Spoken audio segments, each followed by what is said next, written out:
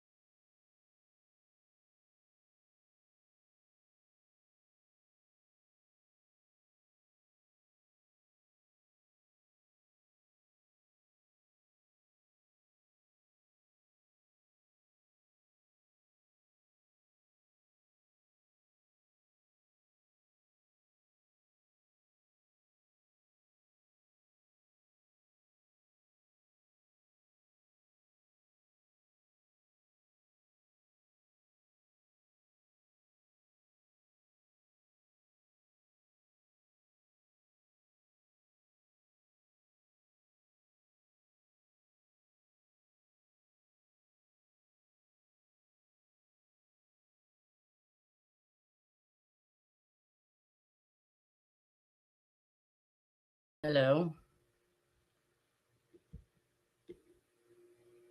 Hello, hello.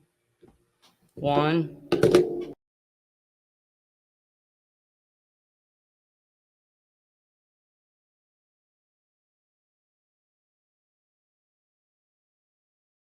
Camera. Audio. Default. Hello. Oh, I'm live. Yay. All right, I'm waiting for the present.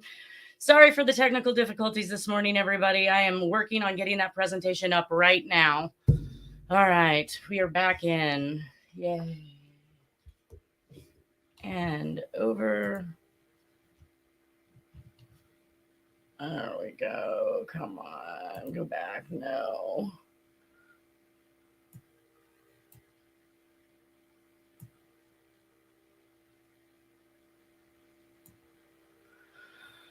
Oh, boy.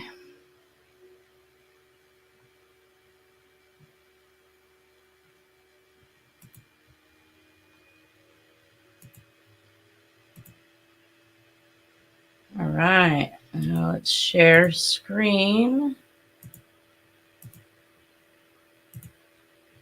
Okay. So we got that screen up now. Beautiful. All right, you guys, we are back. Woo. Anyway, so we were just discussing Arthur Lee Allen last week and the exclusion of him as the suspect. I think this article we're about to talk about even discusses how he was the only suspect, evidently, that they focused on for 20, 30 years. The DNA cleared Arthur Lee Allen. It says that genetic traces from envelopes that contain the serial killer's apocalyptic and police taunting letters in the 1960s appears to have cleared a school teacher. Arthur Lee Allen does not match the partial DNA fingerprint developed from bona fide letters, said Carroll. And now Carroll is Kelly Carroll, which you will hear recordings between him and Dennis once we get to that point. But it says the killer's taunting messages to police, this is the Zodiac speaking and I am control of all things, have recently been compared to the tarot card messages left for police by the sniper who has killed 8 and wounded 2 more in the Washington, D.C. suburbs. I will be getting to that later on. It was called the DC Freeway Phantom. And we will be discussing some of those murders because I also found a correlation to those, but did not know that others had as well. So we see here in this particular article that they are heavily investigating the sniper out of Washington, D.C. And it says, I am God was scrawled across the tarot card of death found near the scene where a 13-year-old schoolboy was shot and critically wounded. Another thing that I brought up in this article was that books have been written and websites are maintained, all with theories about who the killer might have been. So everybody sits around theorizing about who the killer might have been rather than actively investigating anybody. And that's because most of the people that they're sitting around theorizing about doesn't even have the evidence for them to actually go backtrack and investigate. So they can talk about simple coincidences or things that might match or things that might be consistent with the suspect, but they don't really have any evidence whatsoever. So basically they are just sitting around theorizing. I have been actively working on Jack Tarrance and attempting to exclude him for more than 13 years. And just as we seen just a couple weeks ago when I found the picture of him in the let me get these set back up. The picture where I saw him actually working on his teletype printer. Those kind of things are things that I was not able to exclude him from because, of course, every time I look up something in regards to Jack, I find that there's another interesting piece of information there that is inclusive rather than exclusive. So another thing that they pointed out here is that several envelopes in which those letters were mailed to newspapers, including the Chronicle, allowed the San Francisco Police DNA lab headed by Dr. Sidney Holt to reach its new conclusions. Holt retrieved saliva traces beneath a stamp. So remember this, beneath the stamp.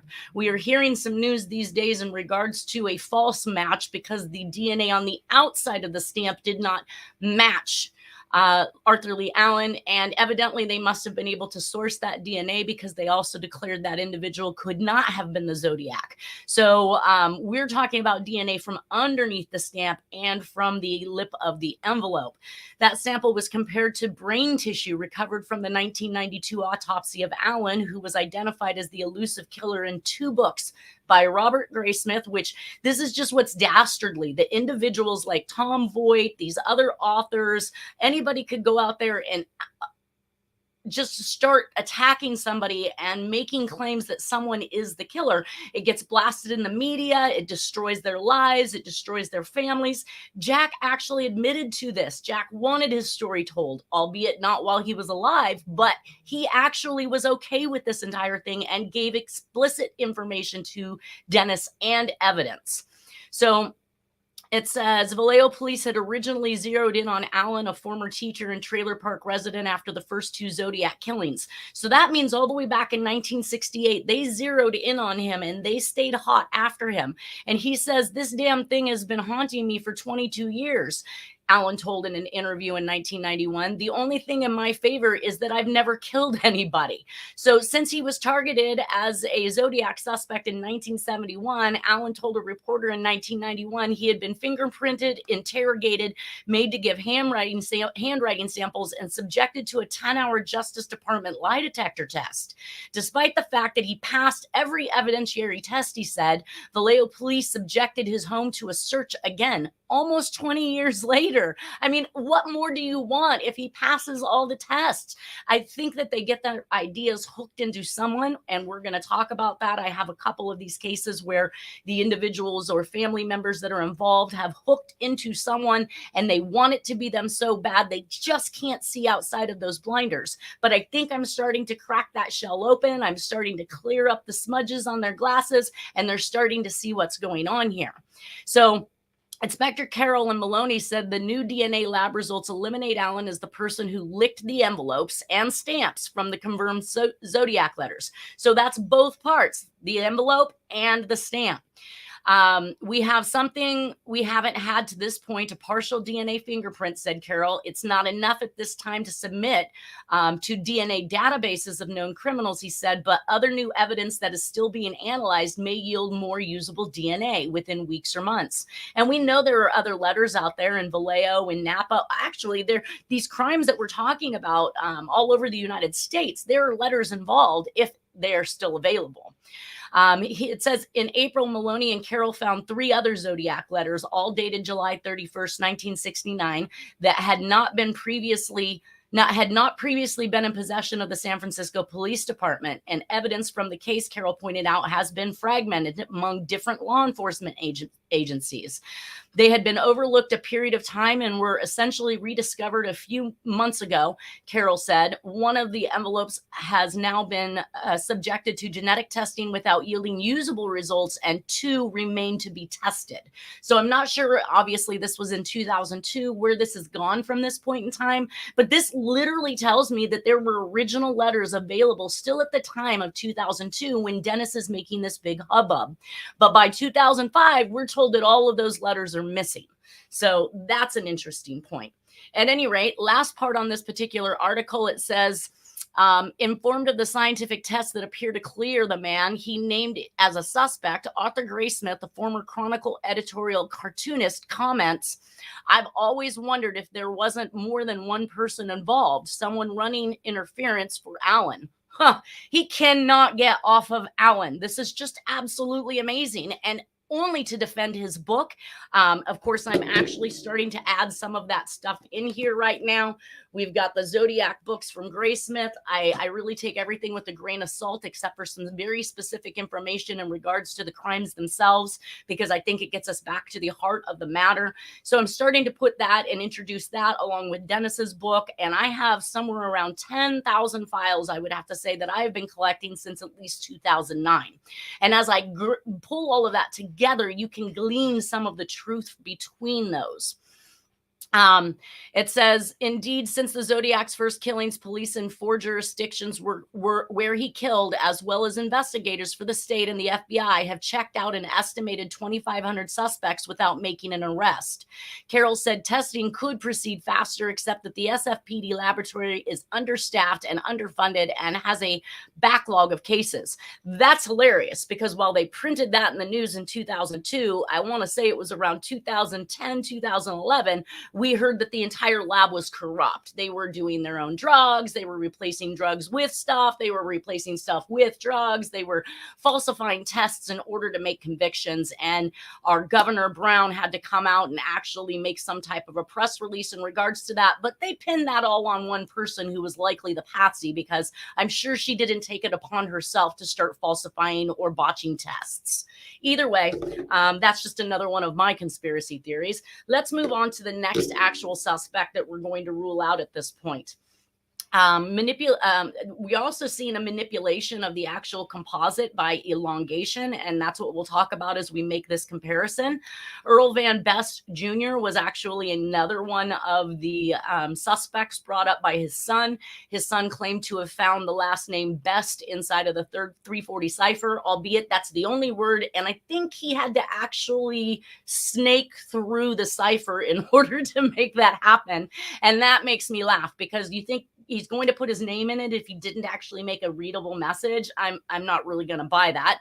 Anyways, a purported handwriting expert named Mike Waxall claimed that the Zodiac handwriting matches Van Best's, but I saw the stuff that he made the comparison to, and he used the Belli letter as a source of handwriting, where there is the most disguised copybook writing that I've ever seen.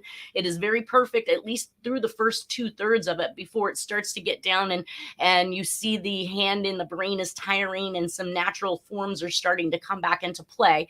Either way, I don't believe that there was a significant amount of handwriting that was completed. And if there was, he should be showing that type of handwriting. I believe that he advertises at the bottom of his emails that he's discovered who the Zodiac Killer was and made an identification, but he doesn't lead you to his work like I do. I want people to pick it apart. If you have any argument with me and you want to debate anything, let's debate the evidence and let's talk about how it is or isn't. And in this point, I find that it is Jack Tarrance. So I look at these composites and while there's a slight similarity, and it's probably just due to the glasses itself, the hair color is wrong, the hairline is wrong, the facial structure is wrong. His chin is just too long in comparison to what we've seen. And then when we talk about that manipulation of the composites, let's take a look at it. So this is the original composite down here by SFPD. This is the original Sonoma County composite. You can see the difference in how much longer the actual face appears in this one that is now being used by Tom Voight and others to describe their suspects, and how short and round this one is. And this short round one actually matches more closer to the Sonoma County, which is a more short and round rather than long and skinny. So what I did is I took the San Francisco composite right here and I elongated it. I just pulled it down a few inches. And it's interesting because we've seen that the letters that Tom Voight has promoted on his site have been altered as well by lengthening and widening these pixel widths. So we're not getting the truth out of these individuals. So I don't know how they can be an authority or what they're really an authority on, other than manipulating the public perception and view. So after I had already worked this out, if I elongate it, then sure, it looks a little bit more like Van Best because his face is longer than what we are seeing in this composite. Our next one was George Hodel, the son of George Hodel, Dr. George Hodel, Steve Hodel, former LAPD, noted he isn't able to convince the very agency that he worked with, which was the LAPD, that his father was the actual suspect. And I don't know why they wouldn't take another fellow officer very seriously, unless, again, there is a higher level of lid put on this trash can, which means that nobody can acknowledge anything in regards to these cases that might lead to an arrest, because there might be something that's found out about this individual if they solidify these cases on any one person. But the handwriting has been identified by his expert as being the same for the lipstick murders, the Black Dahlia murders, and the Zodiac Killer, just as I have found. However, this examiner states that Dr. Hodel is the author. And that's where everything falls apart for Hodel. Because if we take in consideration that Hodel is in his 40s in the Black Dahlia, by the time we get to the Zodiac, he's closer to 70, 71 years of age during the Zodiac Killer range. It's kind of a tad bit old if you ask me, because they indicated somewhere between 35 and 45. And we're going to even see that hop around based on reports.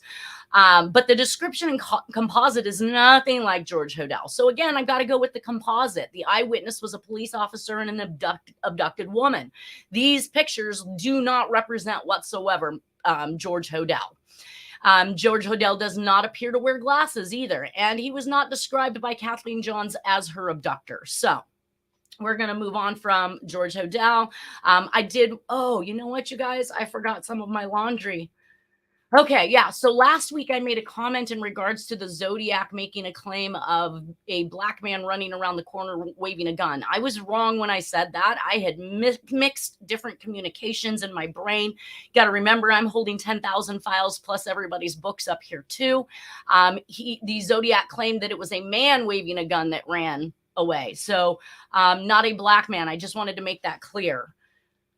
But we will see other instances where a black man is blamed, just like in that Zodiac case. But I still find it kind of eerily non-coincidental that the bolo went out to indicate that a black man was the suspect they were looking for, because that's exactly what gave Jack the time to get away. I did go back. I was trying to pull out some more information because we started talking about the watches in these cases. And I had actually just before, yeah, it's missing now at this point, but just before I had, maybe I'll move these into a further one down the line. I was re-looking up the information in regards to the watches that are found at the scene. And it turns out that I was notified that there was actually a watch even mentioned, Set Your Murder Watch was mentioned in regards to Elizabeth Short. And we will see later that at Lake Berryessa, Zodiac makes the claim to the couple that he's about to try to kill that time is short when he says he has to kill them. So these are interesting little tidbits that when you put those languages together, sometimes I think that Hartnett was left alive so that he could make this description of the Zodiac and his ominous hood, and so that he could cross-connect that information, because obviously he relayed it to the police later that it was time. And if you remember correctly, in the Sherry Jo Bates confession letter, he indicated when he said it was time to Sherry Jo Bates, she said, "Time for what?" He said, "It's time for me basically to kill you." So time is definitely relevant. Murder watches have definitely been found at other scenes, including Sherry Jo Bates and others that are involved with the Zodiac. And now we're seeing this little theme run all the way back to Black Dahlia, but I'm going to have to catch us up on that next week, and I will bring that up then. So basically, I pulled down a clip of some of the other suspects that have been listed on Tom Voigt's site. We have Richard Gaikowski. Again, looks nothing like the composite. Don Harden, he kind of looks like the first composite, but absolutely nothing like the second composite. Lawrence Kane, completely out. Arthur Lee Allen, completely out. Rick Marshall, completely out. Earl Van Best Jr., completely out. I said, these have all been suspects, but not Jack. You really haven't shown a picture of the person who matches that composite as explicitly as can be. Not a joke. It's the Zodiac Jack effect. They won't investigate him because he's the one. Tom doesn't investigate Jack and would rather sit around hypothesizing about the what ifs and probable made up circumstantial evidence that doesn't exist on these suspects. Jack offered him the story once. Jack said, "I'm going to give it to you." And Tom would like to tell everybody that wasn't the Zodiac. Okay. And in my opinion, Tom blew it. He had the opportunity to get the real story. And so to that, I say, when it doesn't fit, you must acquit, right? Or just use a different composite to compel your readers. Go, Tom. So we see here in the center that we have the one with the dark hair. And of course, now he's trying to play out the dark haired one towards everybody with this rounder, younger, 20 something face.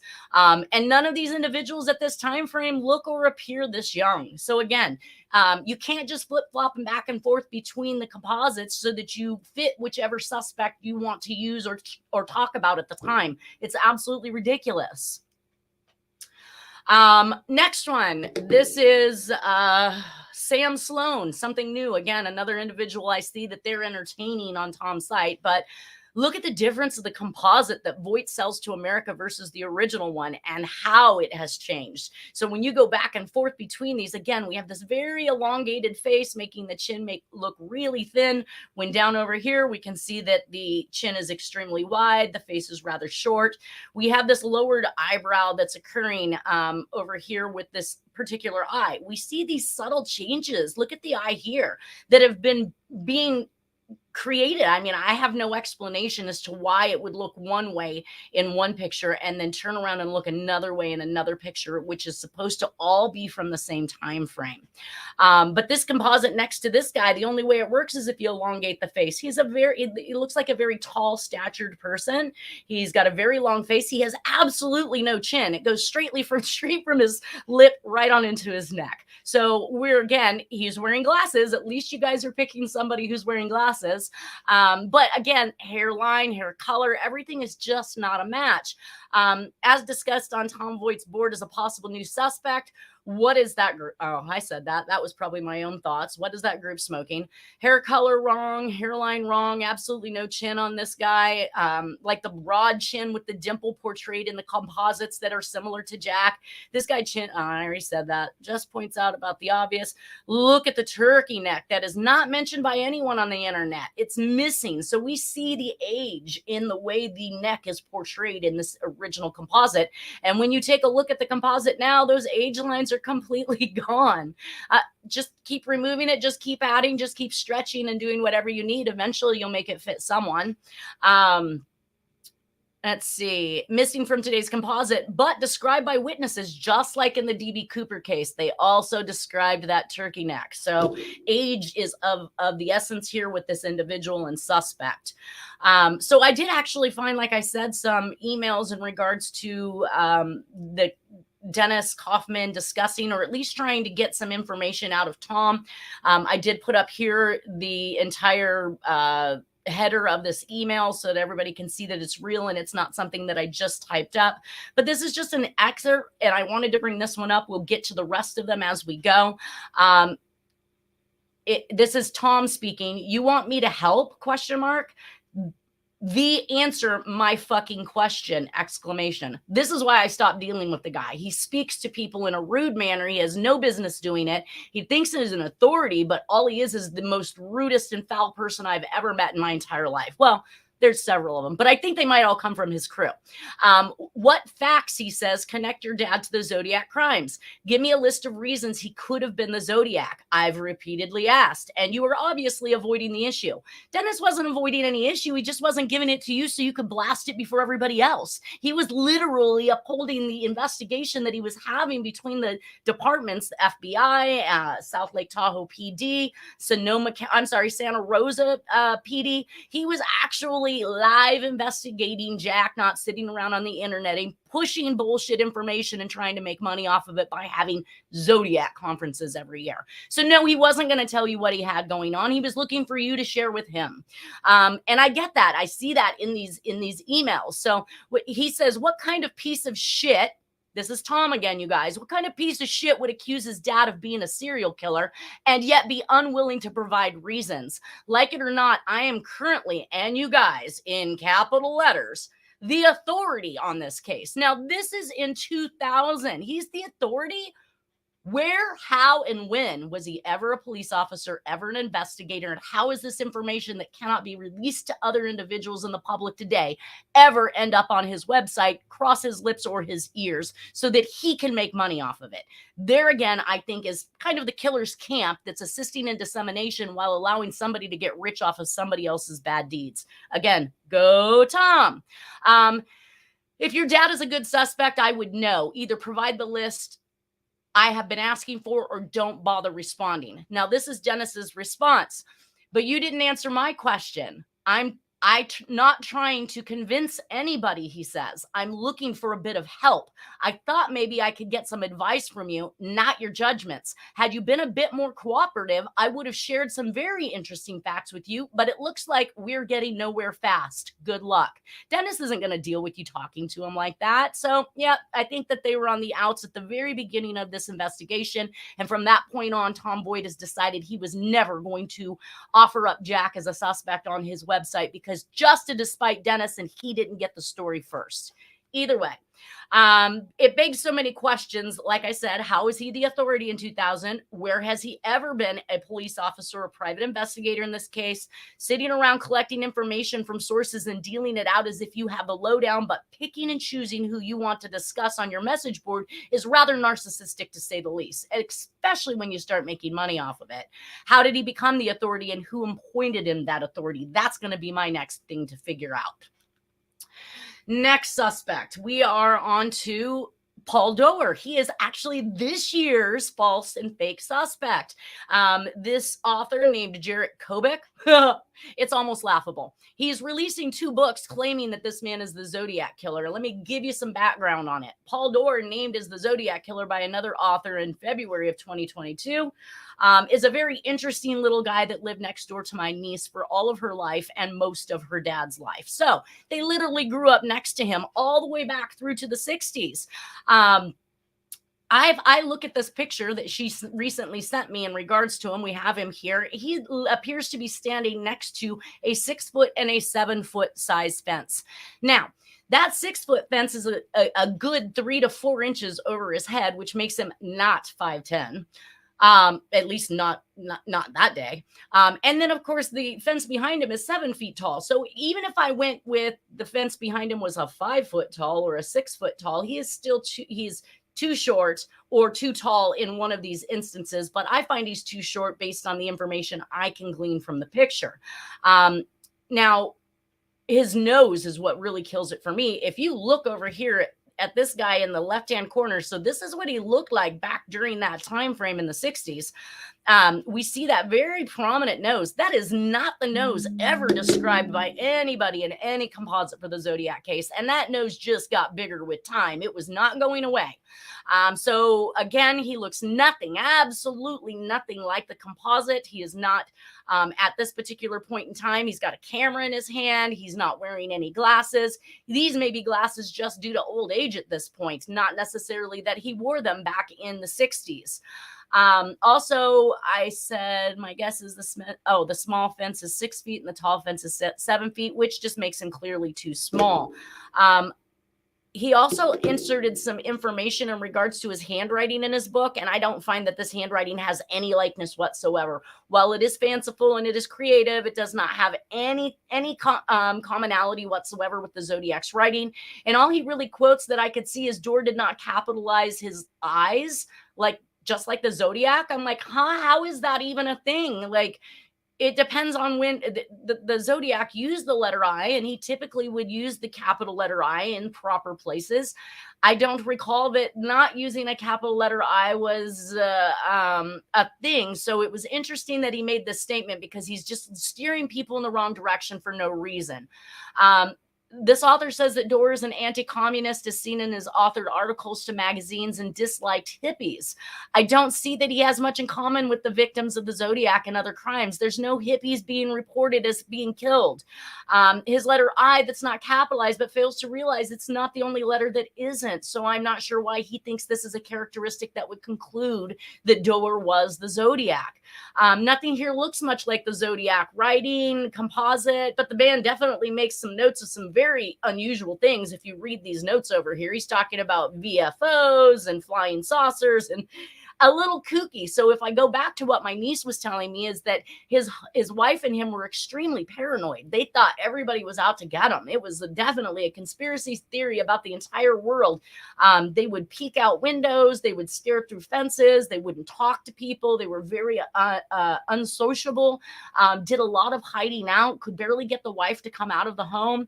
And then, of course, he also talks about this vehicle, or this Chevy, I think he said it was a Chevy Nova, that he found he said it was like the Zodiac, which was a Chevy Impala, Ford Falcon, or a Chevy, oh gosh, we'll figure out what it is. Bottom line was, it wasn't a Chevy Nova. He believed he was looking at a white Chevy, Renault, I think it was. But the true fact is my niece wanted the car from these people very badly, which was next door. Her dad tried to buy it for her, and it was a early 60s, I think she said 1962 Chevy Nova that was light blue, or was white. Wasn't even a blue color. So he's mixed information to try and make his point, but the car and the make of that vehicle is nothing like what was described. Chevy Nova has never been described, as far as I can tell, in anything that I've read in regards to the Zodiac. So again, adding the strange behavior to that my niece described, this man is scared of everybody. He's not running around killing people. He can't even stand to be next to people. So we have ruled out Paul Dorr as any type of suspect for the Zodiac Killer case. And that brings us to now, Gary F. Post. So another individual who all the way through his life, as far as I could find all of his pictures, he had no glasses on. He did actually show some resemblance to the second composite, not necessarily so much to the first. But when I went, and that picture is actually a much more recent picture that they used to make that plight. But when I found his pictures from back in 1960s, this man doesn't look anything like the Zodiac composite. Yet again, we have complete differences. We have no eyeglasses. He was born in 1938, so it makes him only 31 years old in 1969, which really doesn't quite fit the bill. He's a little bit too young, probably doesn't have a turkey neck like described by the police department in their composite. So I have ruled out Gary F. Post as well. It would be great to have handwriting on these individuals, but again, people want to sit around theorizing about suspects, who and where and what they could have been doing and were up to, rather than actually focusing on the evidence, because that would exclude them and they wouldn't have them to talk about anymore. So in Dennis Kaufman's book, I did show you guys last week, The Man Behind the Mask. I am starting to integrate that information because it talks a lot about Dennis's investigation, who he came up against, who opposed him, who tried to shut him up and get him out of the scene, versus who really was interested in what he had to say, because his evidence was real and his evidence actually concluded that Jack was the best suspect, hands down.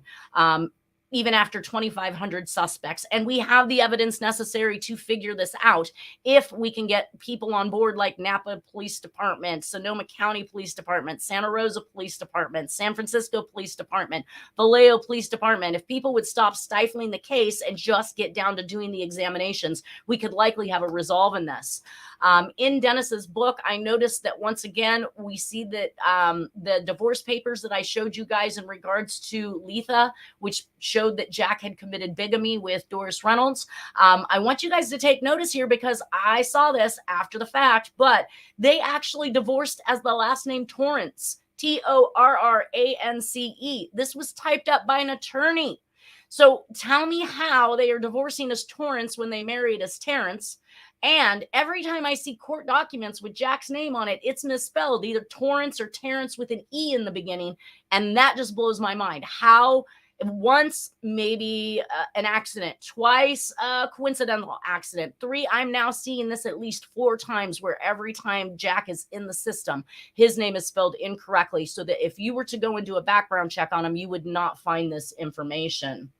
Okay, you guys, it looks like it's time. I'm sorry I have to let you go. The technical difficulties were really, at its wit's end this week, but we will see you guys next week. Take care and have a good one.